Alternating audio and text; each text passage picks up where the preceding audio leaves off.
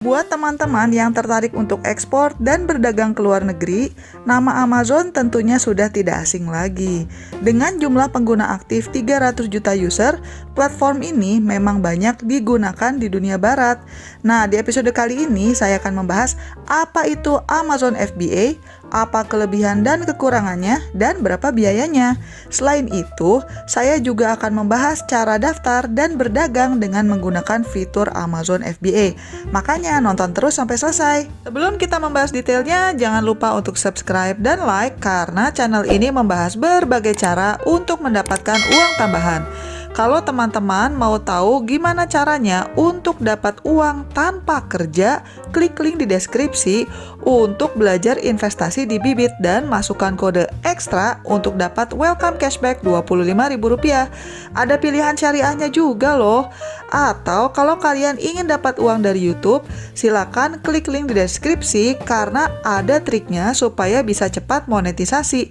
Selain itu, di deskripsi juga masih ada banyak link lain yang bisa membantu teman-teman mencari penghasilan tambahan dan juga berhemat. Oke, yuk lanjut lagi nonton videonya. Selamat menonton! Kalau mendengar istilah Amazon FBA, yang menjadi pertanyaan FBA-nya apa sih? FBA itu adalah singkatan dari Fulfillment by Amazon. Sederhananya gini, seller mengirimkan barang dagangannya ke gudang Amazon dalam jumlah besar. Kalau ada yang beli, maka pihak Amazon akan secara otomatis melakukan packing dan pengiriman kepada pembeli tersebut. Ini berbeda dengan cara dagang yang konvensional, karena kan normalnya kalau ada yang order, maka si penjualnya itu yang akan packing dan kirim. Sebagai catatan, fitur FBA ini hanya opsional ya guys, tidak harus. Kalian masih bisa kirim sendiri barangnya, atau bisa juga dropship dari AliExpress dan sebagainya. Kalau ada yang tertarik tentang bagaimana cara ekspor dengan menggunakan dropship lewat AliExpress, jangan lupa untuk subscribe, karena kalau banyak yang tertarik mungkin saya akan bahas di episode yang terpisah ya. Nah, sekarang mari kita bahas kelebihan dan kekurangannya FBA. By the way, ini review jujur ya, bukan konten yang disponsori. Jadi, saya akan menjelaskan apa adanya. Mari kita mulai dari apa kelebihannya FBA.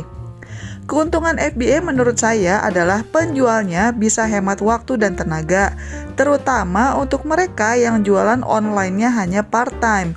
Untuk pedagang dari Indonesia yang ingin jualan ke luar negeri seperti ke Amerika atau ke Kanada misalnya, dengan FBA, maka barangnya pun bisa sampai relatif lebih cepat ke pembeli, karena barangnya akan dikirim dari gudangnya Amazon dan bukan dari Indonesia lagi. Dan kalau kalian ngirim barangnya sekaligus banyak ke gudangnya Amazon, berarti hanya perlu berurusan dengan custom satu kali itu aja ketika barangnya masuk.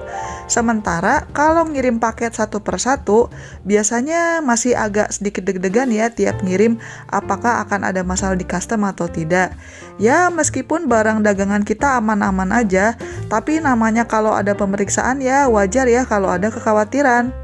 Untuk pembeli, barang-barang yang FBA biasanya diberi badge Prime yang berarti bebas ongkos kirim untuk pembeli. Jadi kemungkinan barang kalian dipilih orang juga lebih tinggi. Kelebihan lainnya adalah kalau ada barang yang rusak atau harus diganti, maka pihak Amazon yang akan menanganinya juga. Karena stoknya sudah ada di gudangnya Amazon, jadinya customer bisa mendapat ganti lebih cepat. Sementara kalau tiap ada barang yang rusak kita harus kirim ulang dari Indonesia, ya jadinya bisa berminggu-minggu. Dan ada resiko customernya keburu cancel dan minta uang kembali karena tidak sabar. Kan kita yang rugi kalau barangnya sudah dikirim, tapi pembeli tetap minta refund. Selanjutnya, kelebihan lain dari FBA adalah mereka juga mau mengirim barang kalau kalian berjualan lewat platform lain. Fitur ini namanya Omni-Channel Fulfillment. Jadi misalnya nih, kalau kalian dagangnya di eBay, BigCommerce, dan sebagainya, Amazon tetap bisa bantu mengirimkan produknya meskipun belinya lewat platform lain. Dan tentunya kalau stoknya sudah ada di gudangnya Amazon, maka kalian juga bisa hemat tempat karena tidak akan lagi memakan tempat warehouse di Indonesia. Buat yang udah pengalaman dan skala dagangannya sudah besar, bisa juga barangnya dikirim ke gudang Amazon dari pabrik partner kalian di Cina.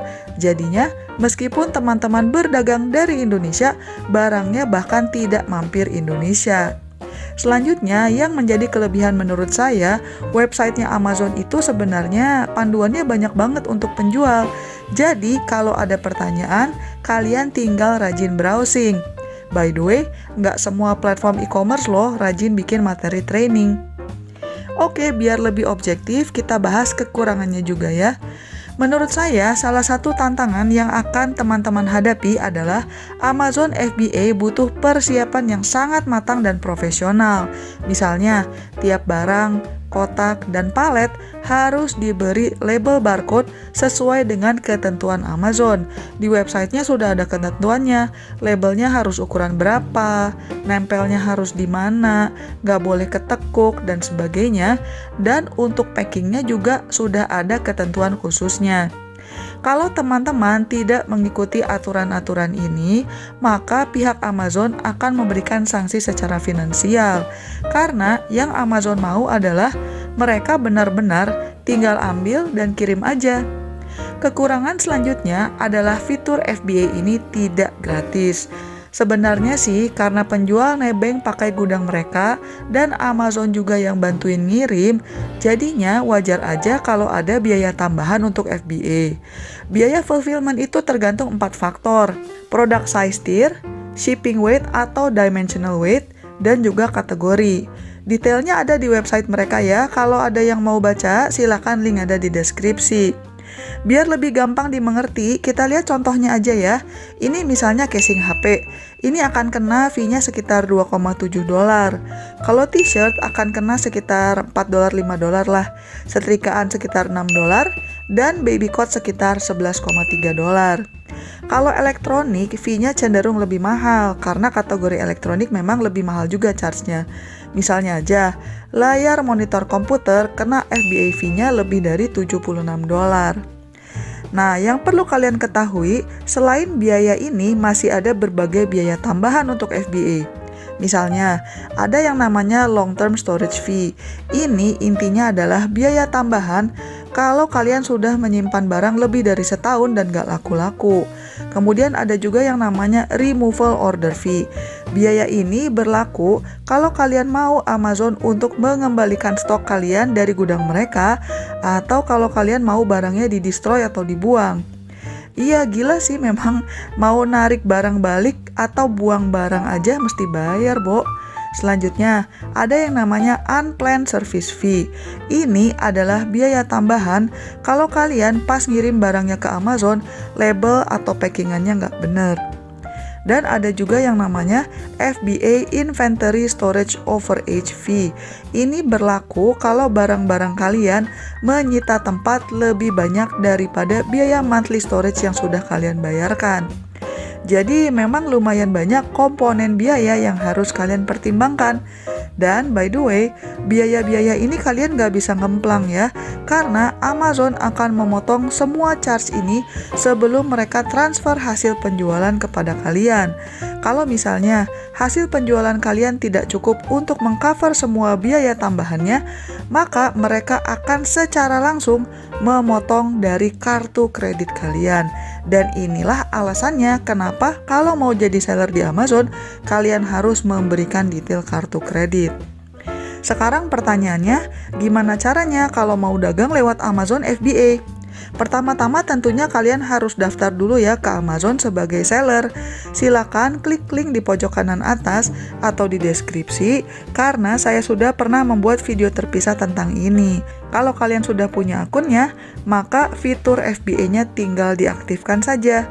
Kedua, kalian harus membuat listing produk untuk dipromosikan di websitenya Amazon. Dan selanjutnya, kalian perlu mempersiapkan barang-barang yang mau kalian jual. Silakan baca-baca dulu dengan hati-hati apa saja ketentuan packing, label, dan sebagainya. Website mereka lengkap kok, tinggal rajin aja bacanya. Dan step yang terakhir adalah mengirimkan barangnya ke gudangnya Amazon. Setelah pihak Amazon mengkonfirmasi bahwa barang kalian sudah diterima, maka kalian sudah bisa mulai berjualan. Kalau ada yang beli, maka pihak Amazon akan secara otomatis menanganinya. Kalian tinggal rajin baca laporannya dan restock kalau sudah ada yang tinggal sedikit inventorinya. Udah deh, gitu aja. Biasanya kalau saya bikin video konten tentang ekspor, ada aja yang komen ngeluh, wah mbak susah, repot, pusing, dan sebagainya. Nih dengerin ya, yang namanya ekspor impor itu memang butuh persiapan yang matang. Gak bisa manja dan harus rajin browsing untuk mencari informasi tambahan. Pesan saya, kalau Anda tidak siap mental dan tidak mau repot, lebih baik fokus untuk dagangan lokal saja. Kenapa? Karena sebenarnya Indonesia itu pangsa pasarnya lumayan besar. Jumlah pengguna aktif Amazon itu sekitar 300 juta orang. Tapi penduduk Indonesia itu sekitar 270 juta orang. Jadi sebenarnya pasar Indonesia juga lumayan. Kalau teman-teman ingin tahu cara-cara lain untuk mendapatkan uang tambahan, silakan mampir ke channel saya dan klik berbagai link yang ada di deskripsi. Jangan lupa juga untuk subscribe ya. Sekian dulu episode kali ini dan selamat mencari uang tambahan. Bye-bye!